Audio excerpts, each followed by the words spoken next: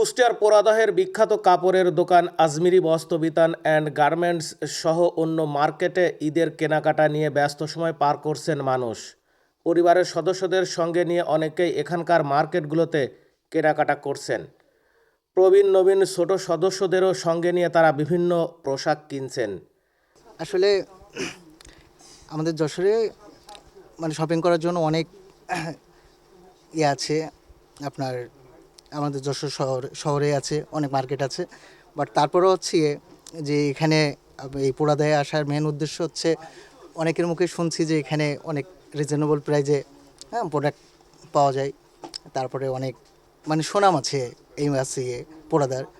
সেই জন্য এবার নিজে থেকেই আসার উদ্দেশ্য যে একটু নিজে দেখব, তারপরে যাচাই বাছাই করে একটু কেনাকাটা করব। আসলেই যে সবার কথা সত্য কিনা সেটা পরীক্ষা করার জন্য। হ্যাঁ, এখন পর্যন্ত তো ঠিক আছে যে আমাদের যশোর জেলায় আমরা যেভাবে কেনাকাটা করি তার তুলনায় অনেক নিজের রিজনেবল প্রাইসে এখানে পাওয়া যাচ্ছে। আজমিরি বস্ত্র বিতান অ্যান্ড গার্মেন্টস মালিক জানান, ঈদ মৌসুমে তাদের ব্যবসা অনেকটাই বাড়ছে। বাজারে ক্রেতাদের চাহিদা অনুযায়ী বিভিন্ন পোশাক বিক্রি হচ্ছে, কিন্তু কিছু কিছু ক্রেতা দাম নিয়ে অসন্তোষ প্রকাশ করছেন। বিশেষ করে ভারতীয় অর্গেঞ্জা, মেঘা, পাকিস্তানি সারারা, ঘারারা এবং শাড়ির দাম বেড়ে যাওয়ায় তারা কিছুটা হতাশ। ক্রেতাদের মধ্যে বাচ্চাদের পোশাকের চাহিদা বাড়ছে।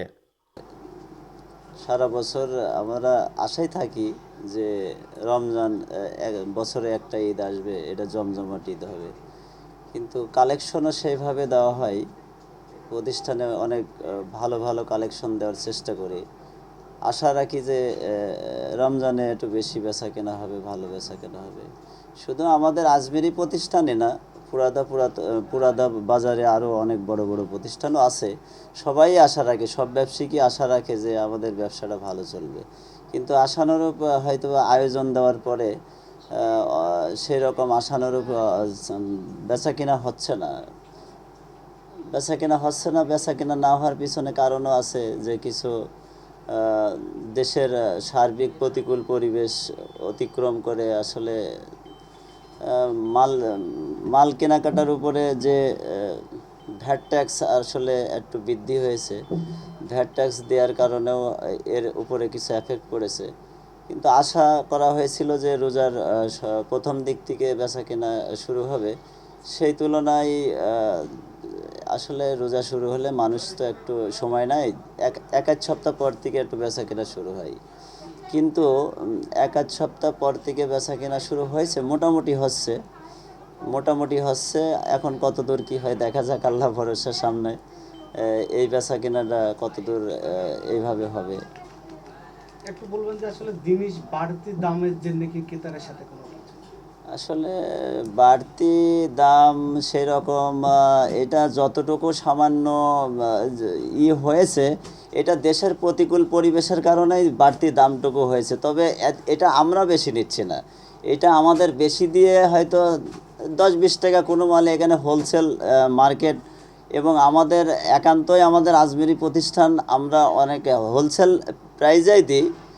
সেখানে যতটুকু বাড়তি হয়েছে এটা সীমিত আর কি, সীমিত। এটা আমরা বাড়তি দিয়েই কিনছি বলে বাড়তি দিয়েই আসলে অল্প সেল করছি। তবে যতটুকু সম্ভব আমরা রিজনেবল প্রাইসে দেওয়ার চেষ্টা করছি। ইনশাল্লাহ কাস্টমার সন্তুষ্ট থাকবে ইনশাল্লাহ। কেনাকাটা একটু বলবেন যে আসলে যারা গার্মেন্টস যারা ব্যবসায়ী তাদের কি অবস্থা? আসলে যেভাবে আমাদের ব্যবসায়িক ভাইরা প্রস্তুতি নিয়েছে, সেই তুলনায় ব্যবসা আশানুরূপ হচ্ছে না বলে মনে হচ্ছে আর কি। তার কারণ বিভিন্ন পরিবেশ পরিস্থিতি অতিক্রম করে ক্রেতারাও এটা উপভোগ করছে, যারা বিক্রি করছে বিক্রেতারাও এটা তো উপভোগ করছে। এই জন্য সার্বিক পরিস্থিতি অবলম্বন করে আসলে মনে হয় ব্যবসায়িকরা খুব একটা ভালো অবস্থায় নেই আর কি। ব্যবসায়িক ও ক্রেতাদের বাঁচানোর জন্য কোন ধরনের হলে আপনাদের সবথেকে বেশি ভালো হয়? ব্যবসায়িক ক্রেতারা আসলে দেশের যদি এখন তো আপনারা বুঝতেই পারছেন দেশের পরিবেশটা, এই পরিবেশটা হয়তো স্বাভাবিক আসতে একটু সময় লাগবে। ভালোই চলছে ইনশাল্লাহ, সামনে আরও ভালো চলবে আশা করা যায় ইনশাল্লাহ।